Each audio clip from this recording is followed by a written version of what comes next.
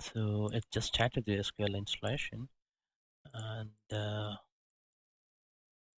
here, I'm sorry for that. Okay, so this is the new SQL Server installation, and I have to choose at least the reporting services and SQL database engine and client connectivity tools, because I have to use the client uh, tool to connect and see the management tools like uh, studio management, all those things.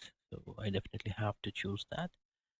And I think this is sufficient for installing uh, the requirement for the SQL for uh, SCCM 2012. So then click on next. Yeah, it just continues with the feature selection. Yeah, it has failed because we have not installed the .NET Framework 3.1. Let's install it. It comes under features. Choose the .NET Framework. Also, we required uh, a bit. Along with that, we also need for SCCM or DC, which is called Remote Desktop Remote Differential Comparison Service. So this we can install. So sorry, once we install this, we can rerun the checks. That should resolve the problem. I'm sorry for that. So it has installed framework as well as the bits and RDC, which is used for the SCCM installation later point of time. And then if I go here and say rerun checks, it should pass. Okay, then it is getting installation rule. So this installation rules will talk about the instance ID, which comes along with the service name of this. If you after installation you could see that there would be a SQL service which creates along with the service name. So this is MS SQL Server as a default instance name. Okay, you can choose as a click next, and then it just checks for the disk space, which definitely has to follow. After that, these other services should be configured at a point of time with one of your SQL Server. Uh, so all the SQL services must be configured to uh, run with service account. But in our test case, I'm not going to use this. I'm just running default. Later point, I will change to the local system account. Okay, and SCCM required also collation, which is this SQL Latin 1 general CP1 CIS. So this is case sensitive, and uh, with SCCM 2012 and other SQL installations, it is a default one, so no need to run. And I'm going to add my account as a SQL admin data point to authenticate from the Windows authentication, which is recommended again. Uh, so I'm going to install now. Prerequirements check, ready to install, and it is getting installed now. Okay, it takes some time to install, and at a later point we will continue with the SQL SP3 installation. It looks like it's getting faster. It's getting very faster. Yeah, almost completed. Yeah, yeah, I think it's good. Completed. Yeah. Okay, the process is completed. I can close, and if I look at the SQL performance, it's taking around 6.98 GB out of 8 GB of my RAM. So that means, the SQL server to be configured in such a way fashion that it should not use maximum memory. So since this is a lab, we can configure not to use more memory. Okay, I mean we can check this. If we look at the processor, it's using the maximum RAM. So under memory, I can configure this is allowed to use 2 TB, not MB, it's 2 TB. So in my case, I just want to configure for 1024 since it's an app, but it is recommended to configure at least 8 GB of RAM. Okay, the changes will be only affected after restarting the SQL services. And the processors, it is using microprocessors.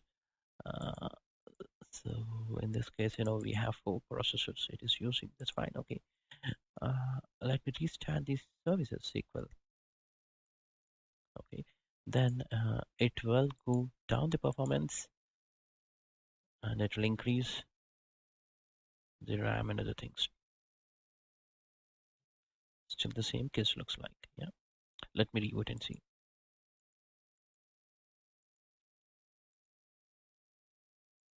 Yeah, it's ready for installation. Sorry. So let me log in, and if I look at the browser, yeah, it is just configured. So it was okay. Now SQL is installed and it is ready. However, the services to be configured to the local, since the services might give some problem later point of time if it is a SQL account to be a local. This can be only changed. It can affected after the SQL service restart. Okay, so I can restart the service or I can restart the machine. So in my case, I'm going to restart so that it will be clear. Now I have to log in and then I can configure the SQL services, that is called SP3 mostly. So let me enter the CD for SQL SP3, this one. Okay, and open the CD and run. So this will install SQL 2012 SP3. So this will make us clear for the SQL requirement side first for SCCM 2012 R2 as a pre-requirement. If you see the show details, it just checks the pre-requirements for installing the SQL 2012 SP3. We can see the title bar. Next, accept licenses, license agreement, and upgrade. So it just checks for the any SQL services is started mode. If found, we can stop it or we can skip it. But it's highly recommended to check this, and if any service is in started mode, stop it. Since this is a fast installation, there will not be any files which are in used mode. Yeah, it has completed. There's no files has been in use mode. So I click on update. So this takes another 5-10 minutes time to upgrade the SQL services to SP3 state. Getting installed. Yeah, it's almost done. The SQL SP3 installation. Yeah, it's completing. It's just closing the wizard. It has completed. So I'll just close this. And now SQL is installed. Now I should be able to do the installations. Okay. Now let's install WSS, WSS 3.0 with Service Pack 2, and there are two hotfixes which we have to also install. So let's insert the WSS SP3. I mean, we can do it in WSS in this way also from roles, and we can choose that when it requires the internet connectivity. In our case, we don't have internet connectivity for this machine. So I can straight away install the installation file, which is this. Okay, full and gets installed that. Next, and I'm installing a D drive.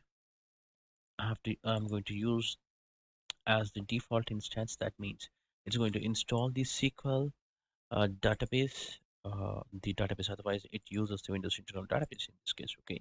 Now it has tested the successful connection, and by default, WSS can be configured on the default port 80.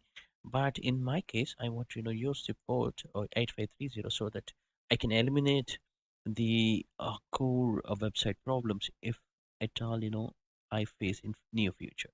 Like say IAS will be default website with port 80. Also management point will use if I create a new other website and then I can install SP2 in that. So WSS would take care of automatic creation of that website on this specific port. Okay, so you can see these are the things can be done automatically. Yeah, yeah, it's installing now. Yeah, it's configuring the database.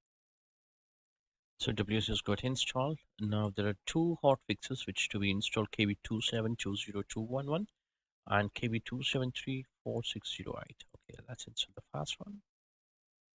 Okay, if you look at the background, as soon as the WSS has installed, it starts a wizard. Okay, this wizard would normally used to sync with the Microsoft Update Server, and it will ask you to enter your language settings and the products details, like what kind of operating systems or the Microsoft products you are using, and then it will give you some kind of classifications for security or critical updates, all those things, and then it goes for the schedule of the synchronization with Microsoft updates, and then uh, based on that it would download all this information. But since we are this is a case for WSUS as a standalone, but the same settings would be overwritten by SCCM server. So in our case, we no need to run this wizard, because we will do this configuration in SCCM. So I will cancel this wizard. Okay, this wizard comes as soon as you completed the WSS installation. Okay, now in the background, and as I said, the previous hotfix is getting installed, which is 272021. Okay, yeah, it looks like it has installed the hotfix. Now another hotfix should be run. So I'm running as a run admin, or you can double click it. If UAT is allowed, it will just prompt that based on your UAT settings. It is asking me to start the update service, which is your WSS server update service. So let me start the service from services.msc called updates, Windows updates, and stop it, and then say okay, automatically close if required, and then it should be fixed and it should install again. Almost the installation completed. Yep, it's completed. Oh, if you look at it, it has failed for some reason. Oh, okay, let me try again. It has, I did reinstall without doing anything. I hope this time it should. I only suspect that it was the problem with the WSS service stopping. Otherwise, it should work fine, as I've done many times. Yeah, as I said, it got successful now this time. I've not done anything other than reinstalling this. Okay, now we have WSS also got installed, and almost all the pre-requirements we got set up except the ADK. So before setting ADK, before setting up ADK installation, I just wanted to give it a try with SCCM installation, how it goes, and based on the feedback and based on the looking at any pre-requirements or missing, we can do those pre-requirements and get installed. Okay, so by default, if you are if you want to run the pre-requirements checks, always you can do it from bin prereq check. Okay, uh, so there is a command line option for that. Okay, so let's go to the command window and see what it says. Okay, oh okay, I have to change directory to e colon, and then so if I type as a help, it will show me /admin UI. This is for primary site or CAS site, so I can give a /pri for primary site. Okay, then it will start asking me to do the pre-requirements checks. So let's do that /pri, and then if you look at here, it also we have to give the FQTN of the machine. So in this case, inhyd -cm01 dot lab.com is the computer name. Okay. Yeah, if you look at, it's throwing some errors. It says that, failed to connect to the registry key, all those things. So instead of that, what we can do is the simple other way would be, which I prefer always, just double click on this and try to answer all the questions for installation. And before installing, it will prompt you to choose. I mean, it runs basically the pre-requirement, the same checks automatically. So let's click on next. I'm going to choose as the typical installation as a primary site. Okay, and then I'm going to use as evaluation copy, which I allow to use 180 days. which is 6 months almost. Then accept, and these are the three checkboxes should be clicked for the pre-requirements for the configuration manager client license acceptance. And this is for the if you have internet connection, you can choose here so that it gets download that 56 files from internet, and otherwise I have already downloaded in my case.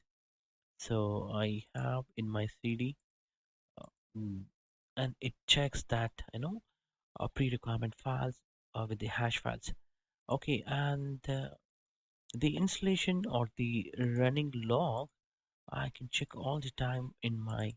There's a tool called CM Trace. This is your first friend in my training, I would say. CM Trace would useful for you to read any kind of .log file. So in this case, config.log file is created. So this is checking all the downloaded files and their hash files and the signatures. Okay, and based on that, even earlier, it has failed. Uh, all the pre-requirement checks has been successful. Then it has done these files. Okay, and this is the one out of 215 files got checked now. Almost 11 files got successfully verified the hash value. It is verified 15 of 15, and then it is asking for the site code. So in my case, I can give as P01, which is my primary site. I can see, and then the site for Asia Asia Pac primary site, so that I may have my regional sites may report to this site as a secondary. I can install in my D drive since I have a D. Mm, yeah, next join. So it just verifies this is the summary, okay? And we are not going to install right away with a click on next and then finish. Because what I wanted to do here is I wanted to run the pre-requirements which I will run after clicking next, okay? Then it says, hey, you don't have the schema extender. If you want to extend schema, you have to follow these process.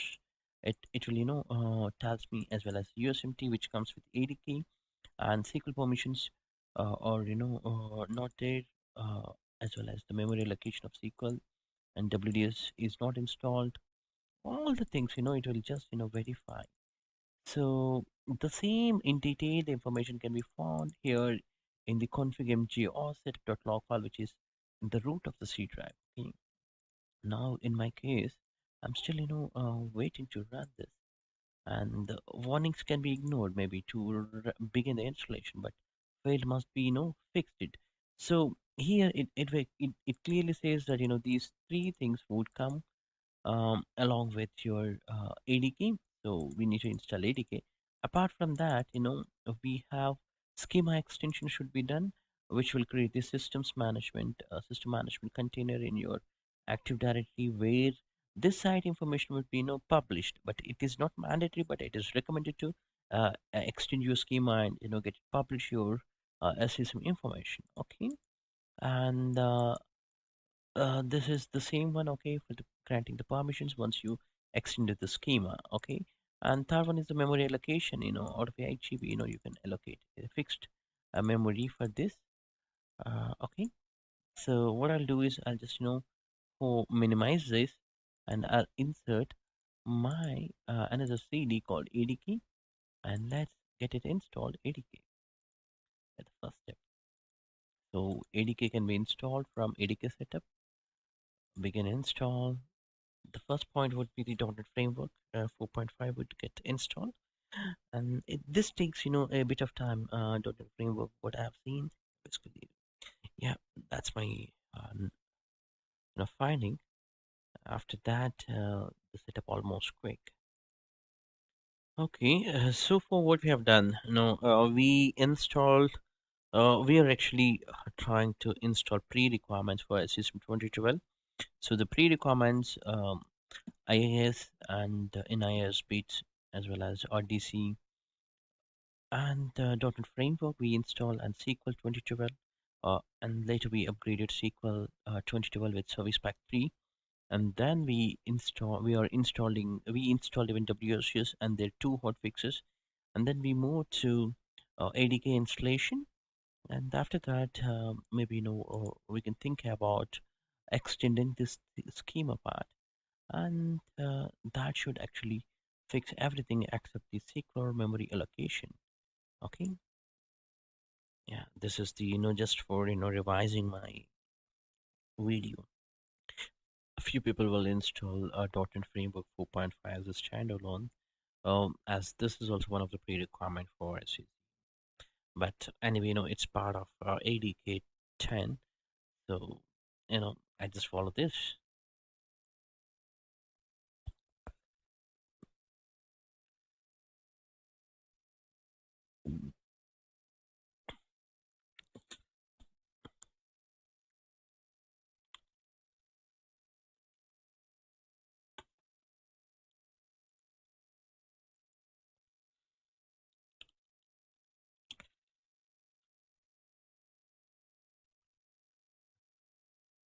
Now I'm going to install. Next, yes, accept, and I can install. These are the basic things, but performance monitor, all these things I can install. I can take these are the default things to install. Uh, okay, and then install. This will install the ATK.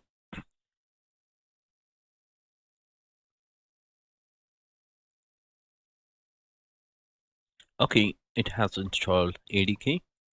So this concludes almost all the pre-requirements for SCCM 2012, except the schema installation part. Okay, let's run the SCCM installation part, and then we can check, what is missing, especially the installation part. It's Evolution Edition, and then I'll accept licenses for SQL as well as Silverlight, and then I have already previously downloaded the software pre-requirements, which are already in this folder. So it will validate all the all the files and their pre-checks. So it has completed the downloading part, and this is basically for the console language. Okay, if you're a Korean or maybe in Japanese language you are familiar, you can choose those. For the SCCM console, this is the client language selection, where it comes under your system center or in the control panel that can be customized. Okay, and the site code, whatever you wanted. In my case, I'm just giving as a primary one, and Asia Pack primary site. Okay, and I can install wherever I wanted. In my case, I'm just choosing my D drive since I have a lot of space there. And if I wanted to choose as the CAS, I can choose this. But in my case, it's a standalone. So I don't have any existing hierarchy. So I don't have a CAS site. So I cannot do that. Okay, so let's choose as a standalone, and then the port numbers should be allowed. And this is for the SQL database. Okay, where you want to place the database file.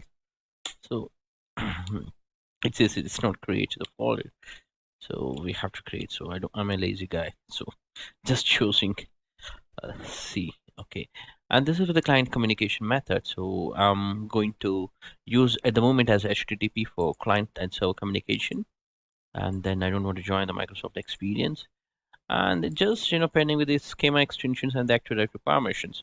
So how to extend schema? Okay, let's go to just a 3. Okay, as expected. Still it's running, that's why we can't see it's still running. Yeah, it is completed. Okay, so let's fix these two right away in a minute. So now we are trying to extend Active Directory schema. I have logged into the domain controller.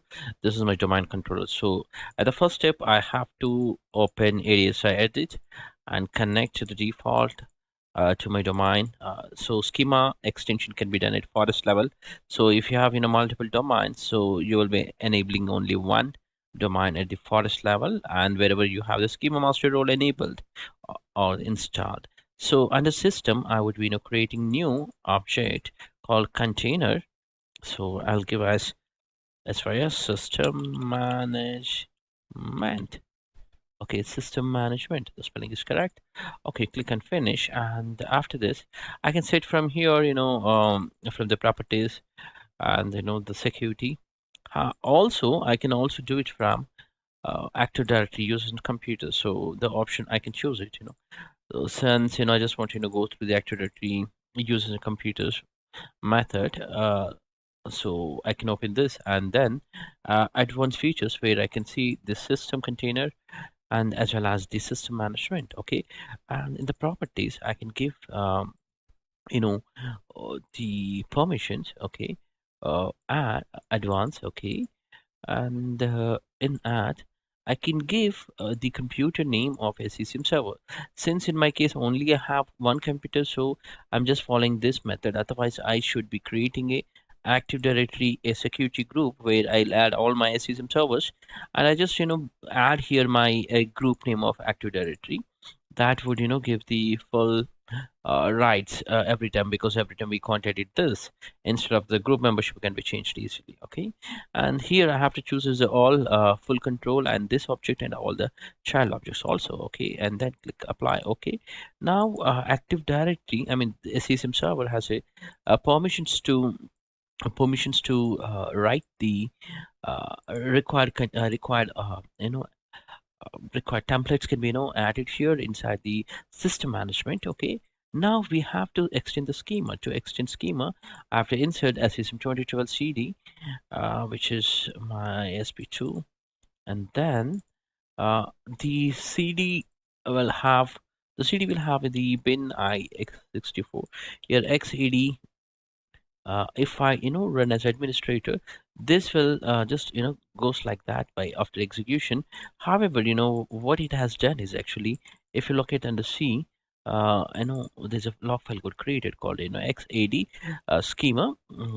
It has created all these attributes, and then these will be, for example, if we look at sms underscore mp name, that would be automatically created here later point of time. So we have facilitated by running that exe file. Okay, and we created the all these attributes or the templates in the schema, and this will fit later point of time.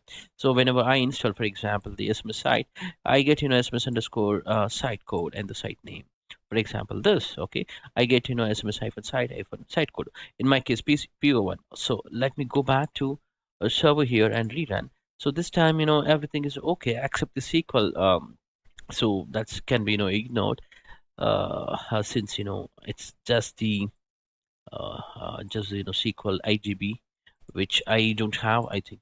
So I can ignore this warning, and I can click on begin install so that my SCCM can install right away. Okay, let's do that. Okay, begin install. So it is getting installed, and after that I'll click on next and close. So that concludes the SCCM pre-requirements and installation. So the steps are very clear that you should have a Windows server system, and install IIS .NET framework and SQL Server, which is 2012, and then your SP3 in IIS RDC should be installed, and then WSS and the two patches. After that, you also install the schema extensions and the ADK, which is ADK 10, because I'm going to deploy in future classes Windows 10. So definitely ADK. I'm going to use that. And after that, I can straight away install the SCCM server. That concludes this video. And I'm not going to show the finish button because it takes some time, and I have to catch up some other things. So I'm sorry for that, but you will get only the close button. That's all. Thank you for watching.